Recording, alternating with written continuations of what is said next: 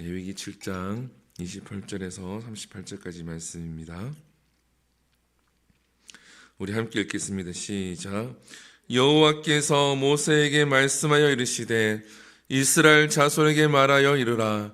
화목제물을 여호와께 드리려는 자는 그 화목제물 중에서 그의 예물을 여호와께 가져오되 여호와의 화제물은 그 사람이 자기 손으로 가져올지니 곧 그 제물의 기름과 가슴을 가져올 것이요 제사장은 그 가슴을 여호와 앞에 흔들어 요제를 삼고 그 기름은 제단 위에서 불사를 것이며 가슴은 아론과 그의 자손에게 돌릴 것이며 또 그 너희는 그 화목제물의 오른쪽 뒷다리를 제사장에게 주어 거제를 삼을지니 아론의 자손 중에서 화목제물에 피와 기름을 드리는 자는 그 오른쪽 뒷다리를 자기의 소득으로 삼을 것이니라.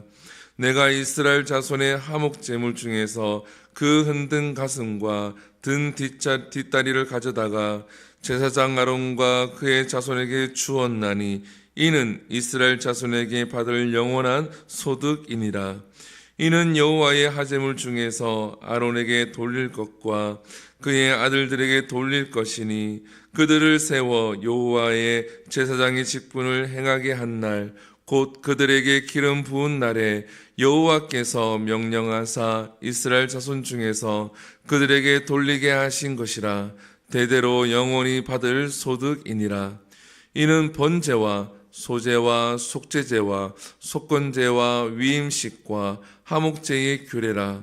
여호와께서 시내 광야에서 이스라엘 자손에게 그 예물을 여호와께 드리라 명령하신 날에 시내 산에서 이같이 모세에게 명령하셨더라.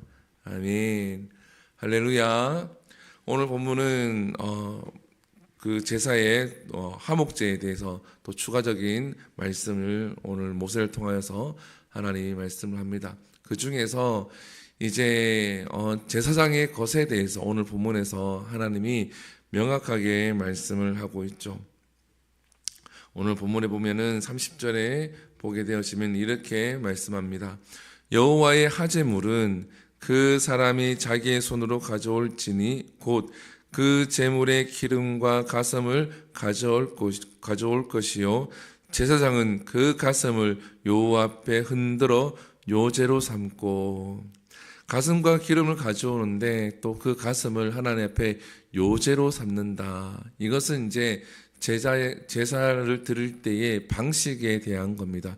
여기서 요제라고 하는 것은 흔들다라는 뜻을 가지고 있어요. 그러니까 그 가슴을 흔들어서 하나님께 드린다. 화목제를 드리는데 하나님께 드리는 예배 방식이 있는데 그것이 요제다라는 겁니다. 그 중에 하나가 요제인데 그것은 가슴을 흔들어서 드리는 거예요. 가슴살을 흔들어서 드린다라는 거죠. 근데 이 흔들 때에 아무렇게나 흔드는 것이 아니라 그 제물을 가지고 앞뒤로 흔들어서 하나님께 드린다라는 겁니다. 여기에는 의미가 있습니다. 하나님의 것입니다. 그리고 하나는 바로 제사장의 것입니다. 라는 의미를 가지고 있습니다. 그래서 오늘 본문에 보게 되어지면 이렇게 기록이 되어져 있죠. 오늘 33절에도 보게 되어지면 이렇게 기록되어져 있습니다. 자기의 소득으로 삼을 것이라. 34절에 보게 되어지면 이는 이스라엘 자손에게 받을 영원한 소득이니라. 제사장이 받을 영원한 소득 중에 하나가 바로 이 가슴살이라는 겁니다. 하나님께 흔들어서 드리는 요제의 제물은 영원한 제사장의 것이다. 그리고 오늘 본문에 보게 되지만 하나둘을 이야기를 하고 있죠. 32절에 보면 또 너희는 그 화목제물의 오른쪽 뒷다리를 제사장에게 주어 거제를 삼을지니. 여기서 거제라고 하는 것은 높이 들어서 드리다라는 뜻을 가지고 있습니다. 즉 뒷다리 하나는 높이 들어서 하나님께 드리는데 그 제물은 33절에 아론의 자손 중에서 화목제물의 피와 기름을 드리는 자는 그 오른쪽 뒷다리를 자기의 소득으로 삼을 것이니라. 이것은 또한 제사장의 영원한 소득이 되는 겁니다. 사랑하는 성도 여러분, 하나님께서는 이 대제사장과 그리고 아론의 자손들이 하나님의 일을 감당하면서 그들에게 필요한 것을 주도록 하나님이 이스라엘 백성들에게 명령을 하고 있습니다. 그 이유는 하나님을 섬기는 것에 대해서 최선을 다할 것을 명하셨기 때문에 하나님께서 그들이 먹고 그리고 자고 입는 것에 대해서는 하나님이 책임을 지시겠다라는 겁니다.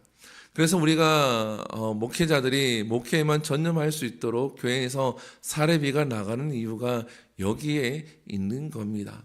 우리가 일반적인 밖에서의 세상과 우리가 같은 방식으로 계산을 해서는 안 됩니다. 또한 목회자는 또 거기에 대해서 욕심을 부려서도 안 되는 것이고 하나님이 주시는 것에 대해서 감사하게 받고 그것을 가지고 생활을 하면 되는 겁니다.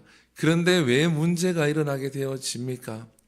교회에서 성도들은 세상과 방식에 의해서 그 사례비를 책정해서 주려고 하고 또한 목사는 더 많이 가져가려고 애를 쓰다 보면은 여기에서 문제가 발생을 하게 되어집니다.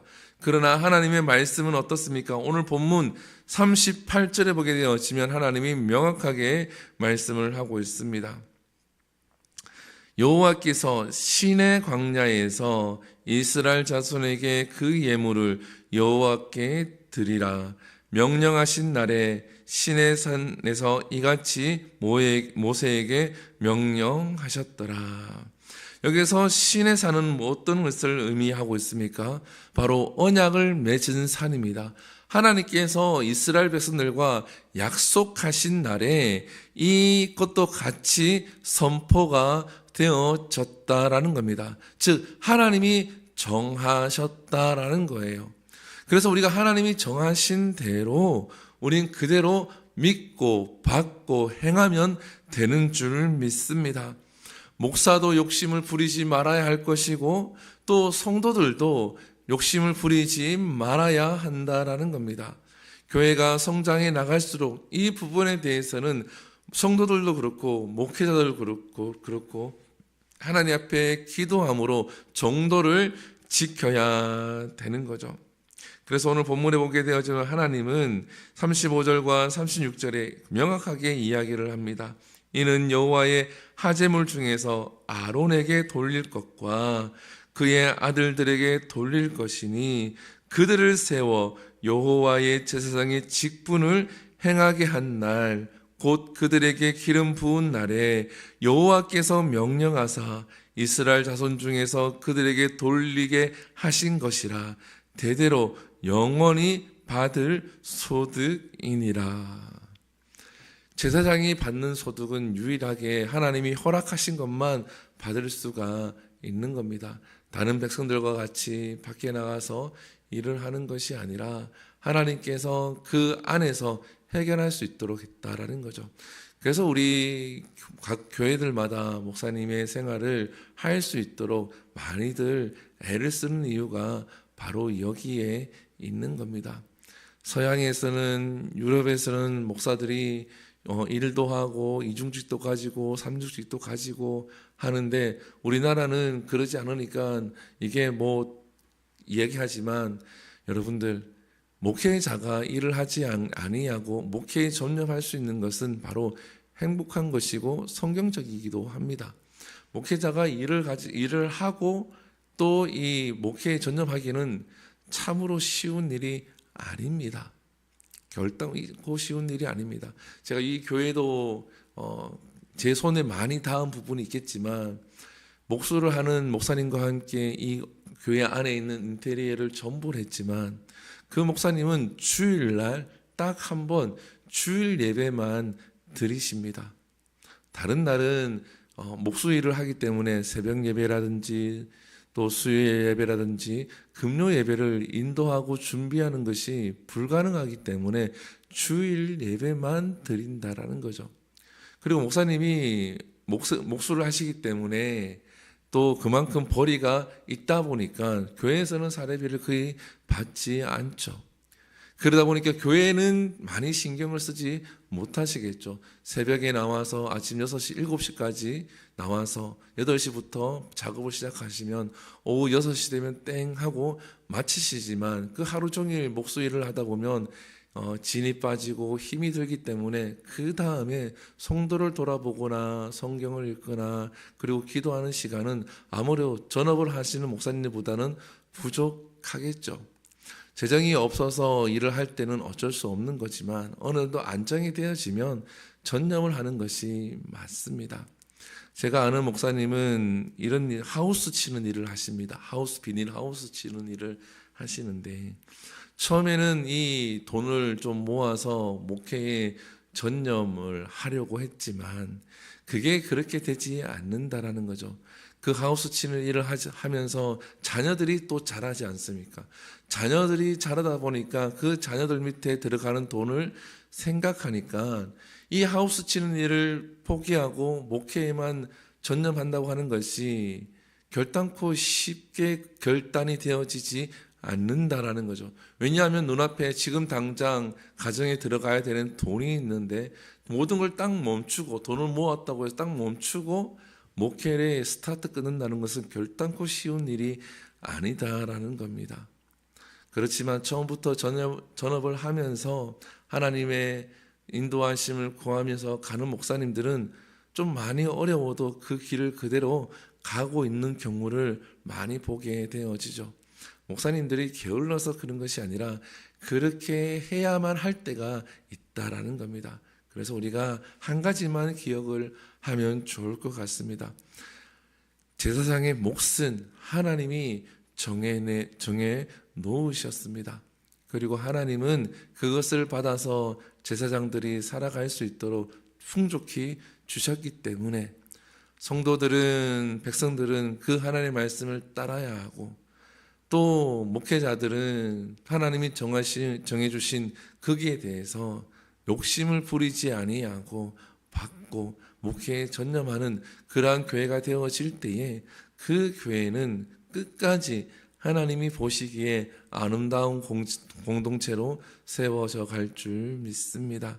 우리가 그것을 위해서 함께 기도할 수 있는 모두가 되기를 소망합니다. 기도하겠습니다.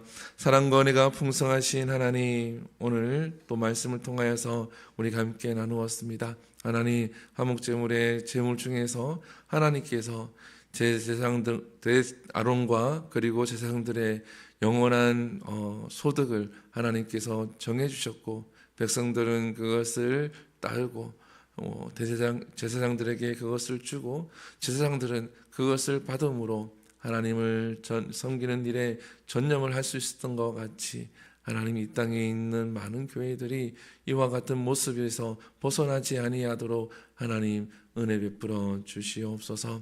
성도들도 하나님 말씀을 따르고 목회자들도 욕심을 부리지 아니하고 하나님 앞에 우리가 바르게 서갈 때에 이 땅에 있는 많은 교회들이 세상의 본이 되어지고 빛과 소금의 역할을 감당할 수 있도록 은혜 베풀어 주시옵소서. 이 모든 것 살아계신 예수님 이름으로 기도드립니다. 아멘. 주기도문의 예배를 마칩니다. 하늘에 계신 우리 아버지여, 이름이 거룩히 여김을 받으시오며 나라가 임하옵시며 뜻이 하늘에서 이루어진 것 같이 땅에서도 이루어지리이다.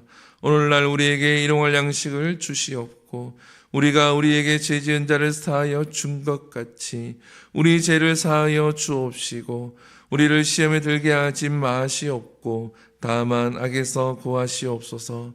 대개 나라와 권세와 영광이 아버지께 영원히 있사옵나이다. 아멘. 우리 이 시간 함께 기도합니다. 이 시간 기도할 때에 말씀을 우리가 기억하면서 주은의 교회가 그런 아름다운 공동체가 될 수 있도록, 또한 이 교회가 하나님이 세우셨는데 하나님의 뜻을 끝까지 잘 감당해내는 교회가 될 수 있도록 함께 기도해 주시고, 우리 한우들을 위해서 기도하시고 특별히 우리 박지암 어린이가 온전히 회복될 수 있도록 함께 기도해 주시고, 또한 이 나라를 위해서 기도합니다. 이 나라 많은 이념들로 인해서 갈기갈기 찢어져 있는데 하나님 온전히 안정을 찾을 수 있도록 하나님께서 간섭해 달라고 기도하시고 전쟁이 온전히 종식될 수 있도록 기도하신 후에 우리 자유롭게 기도하고 돌아갑니다. 우리 주여 한번 부릅니다. 주여, 사랑과 은혜가 충만하신 하나님, 주님